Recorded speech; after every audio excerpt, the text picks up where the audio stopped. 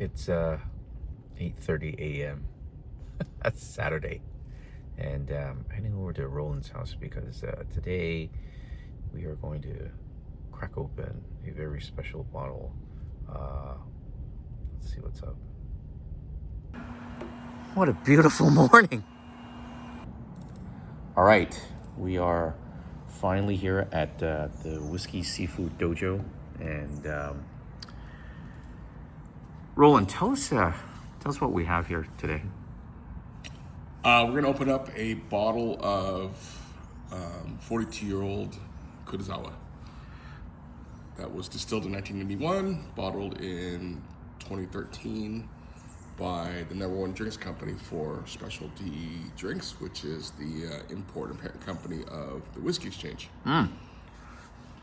Let's take it out. Yeah, let's take it out. Wow. Beautiful brown bag. Tell us a little bit something about more about the #1 drinks company. Well, they come much later in the equation, but #1 drinks company was the one that bought the remaining cask assets of Karuizawa when they shuttered in 2000. Wow. And this is quite a handsome bottle. Wax top. They don't do that. They really don't do that anymore with Japanese whiskeys, huh? Not now, but I'm sure it'll come back with all the new distilleries that are coming back and all the new distilleries that are trying to use the Karuizawa name. 60.3.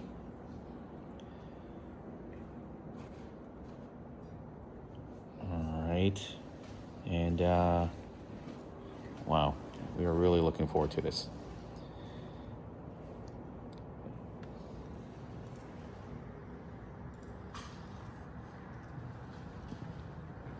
Gosh. All right, shall we open it or do you We wanna should, yes. learn more about Karuizawa? Let's learn and open at the same time. All right, well, so I'll cut myself. Yes. I'm gonna have to. This is where we need an expert like a Logan to open these. I think you're doing a pretty good job. Until I almost cut myself with my butter knife.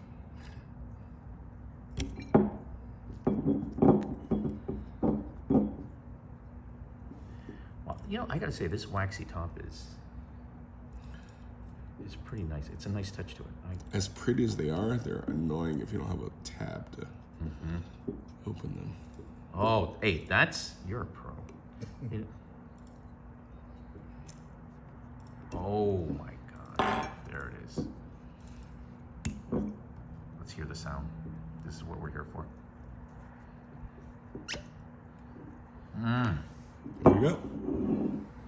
Okay.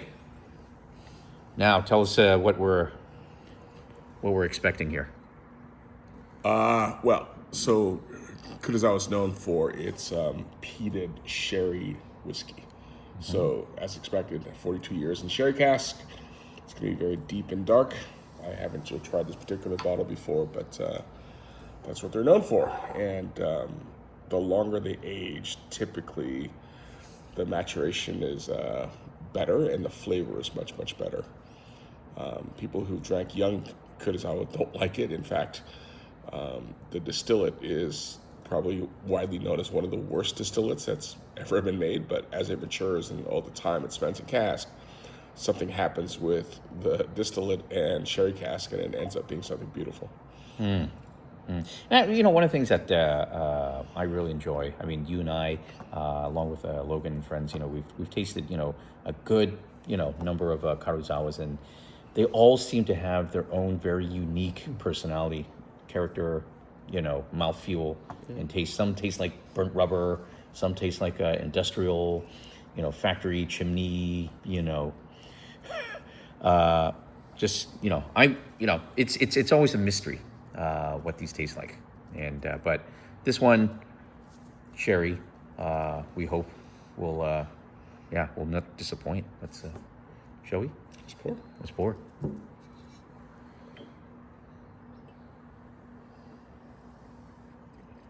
Oh, that's good.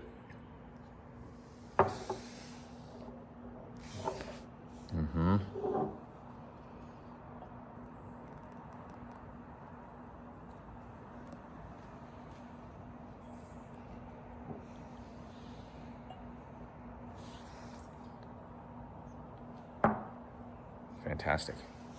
Gents, so lunch. Or come by.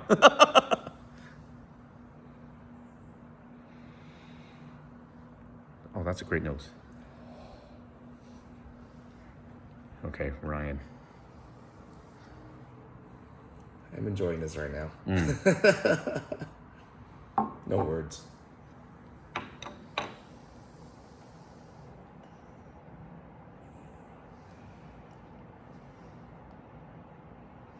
This actually, it's a very nice soft bouquet. I mean, it's a really tempered, ethanol. It's not like it No. hits you Yeah, in the nose. it's- This is really,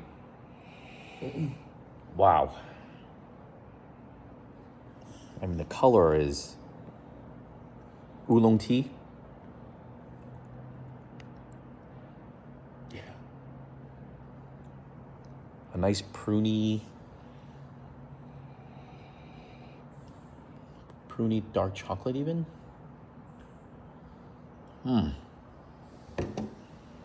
Roland, what are you getting? Typical sherry notes. Raisin, prune, pecans, walnuts. But this very nice smoke in the background. It's not overpowering, it's just in the background. Like you're sitting around a campfire. Okay. This is very, very delicious. My first impression right now on an empty stomach. Wow, it's That's really nice. that's really nice. I mean, it's got great legs. Actually, it's really hugging. It's hugging my gums. Yeah, it's warm. I mean, it's actually, it drinks lighter than it looks. Yes. I thought it'd be a lot more viscous. It's actually a little on the thinner side. But it's a nice. Really long finish. It's nice. It's a nice medium peat. Oh, yeah, I would even say it's a light peat. Yeah. It's not even peat. It's very smoky. It's not. It's very smoky. It's not the iodine. Yeah. Oh, this is really good. Really nice and warm. This is a great fall. Oh, yeah. Absolutely. Oh, that's a great description. It is a great fall. It's a fall whiskey, right? It's a sit around the campfire whiskey or sit outside with the blanket whiskey. Really nice. Gives you that warm hug too. It does. I don't know why, but this would be like a great pre-Thanksgiving, well, right now it is pre-Thanksgiving. But it would pair nice with, maybe like a little turkey sandwich or a turkey dinner. I don't know. Yeah, I mean, I personally don't like eating food with whiskey. Yeah. I like having snacks with whiskey because I think food will overpower it. But yeah, I can see the intention, right? Wow, this is really good. Yeah, it's nice. I think, one of the reasons why I love filming this with friends like you guys who are, sharing your bottle opens with me is one, there's the, knowing that once this is open, you can't really put the toothpaste back into the in the tube, right? I mean, it's done forever, and this will forever be lost. But the second thing is, I really, when you drink some of these like older Japanese whiskeys, right? There's just, for some reason, and I know it just sounds really like, but there's really nothing today that you could buy off the shelf that tastes similar to this experience, it's this sensation. Yeah, well, I think, when you look at whiskey in general. Yeah. And I'm sure part of it is just our memories, but it's no different. You can make the same comment around Scotch, or you can make the same Sure. comment around bourbon, right? That things that were made in 50s, 60s, 70s, 80s, 90s are different than they are made now. And the answer is absolutely true, right? You have much more efficient production methods and, a demand scale that's different. So things are different. Yes. And our memories also make it that what we had in the past is always typically better than what we're having now because it's a memory. Well, that's why you're the seafood. That's a great, yeah, that's a great way to put it.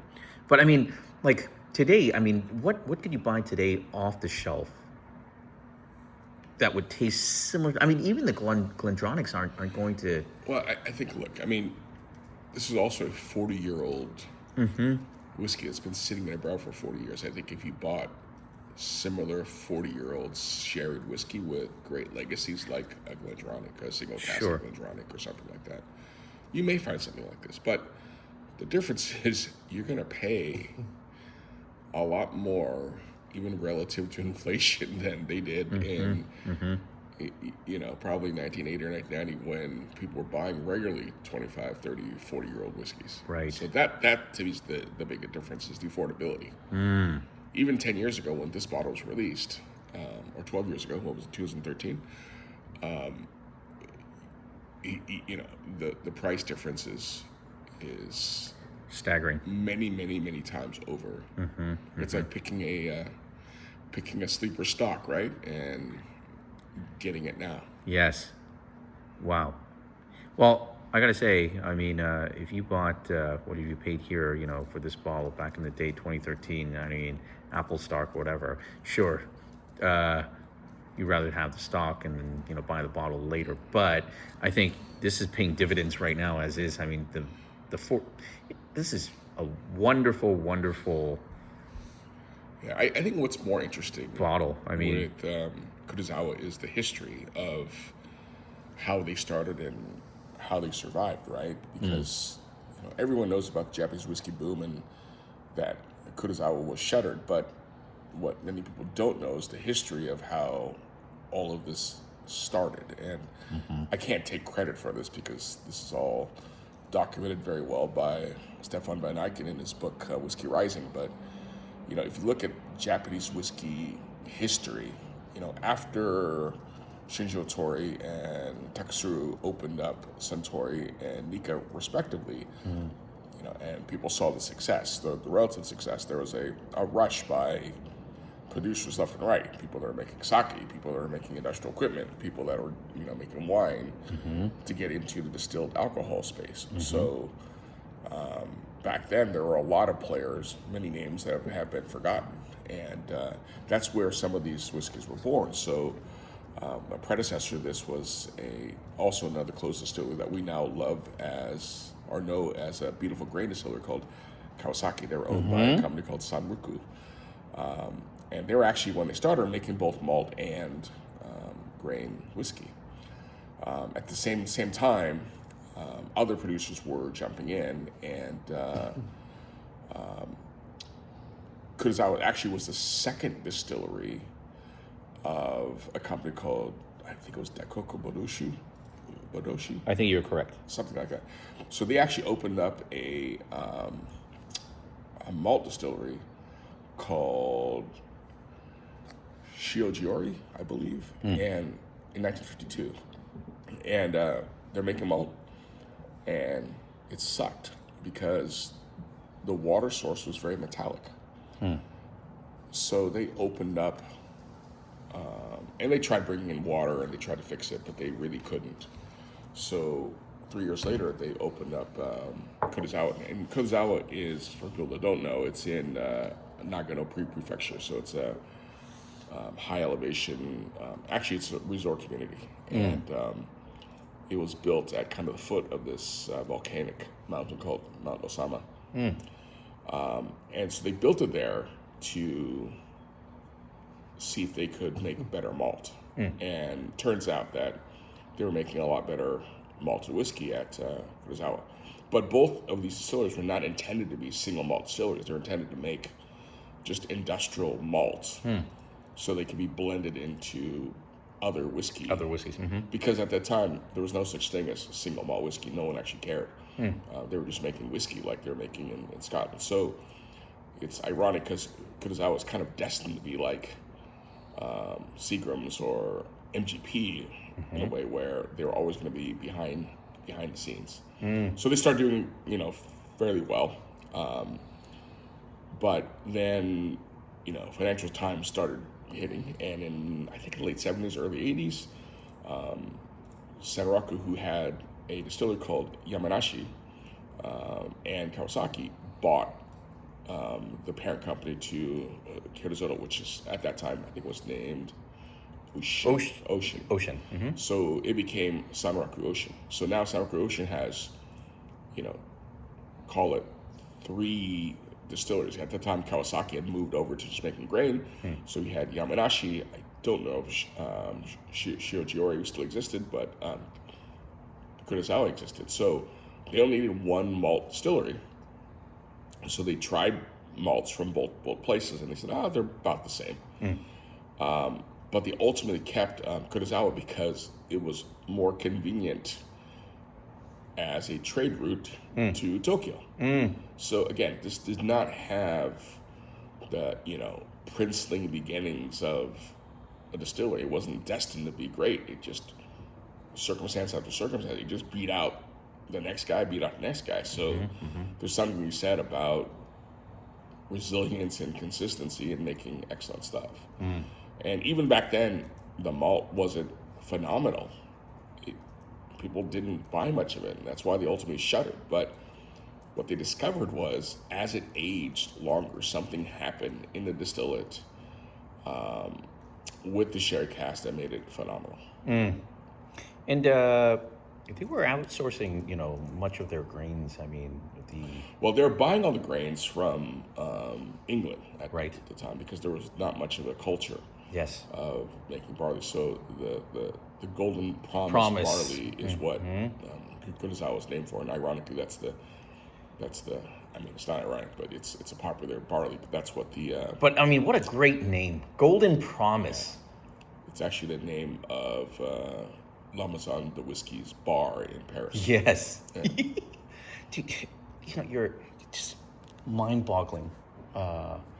Whiskey Sifu's, I mean, that is really the history of, So ultimately, with the lack of demand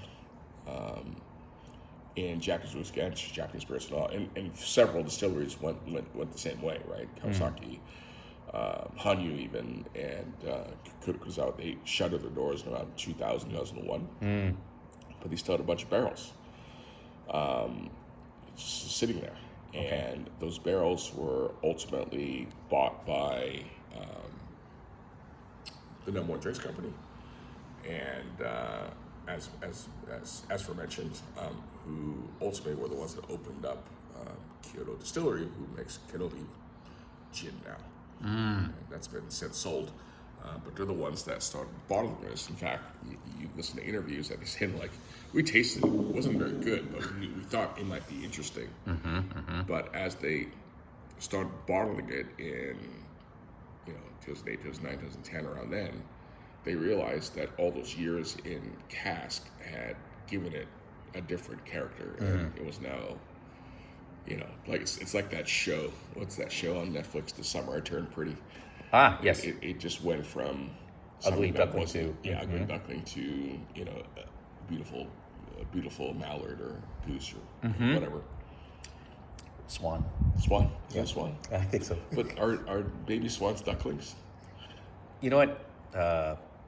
That's on to another show. Okay. On roast duck. Yeah.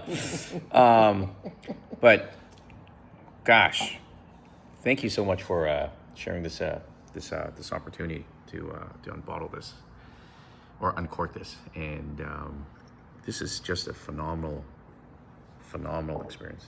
Thank you so much again. Oh, you're welcome. Cheers. Whew. Shit, this is phenomenal. I mean, fuck, dude.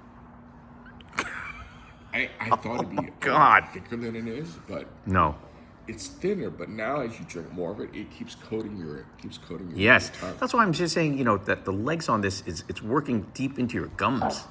Cap it. And